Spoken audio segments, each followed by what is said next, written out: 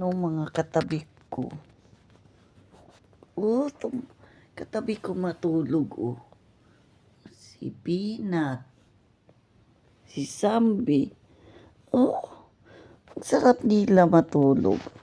Tapos ako nagising ako sa kalikutan nila. Yan. Sarap ng tulog sa dalawa. Yun. Sarap ng tulog ni Sambi. Si Sambi, sarap ng tulog. Si Peanut din, Ay, ang sarap na tulog nila. Ay, ang galing-galing. Tapos ako, tinabihan nila. Nagising, Diyos ko. Yan ang buhay namin ditong tatlo. Tabi matulog. Yan. Galing sa dalawa. Ako, nagising. Mahirap na Hindi na ako makatulog. Diyos ko.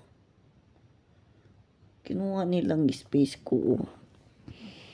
Diyos ko.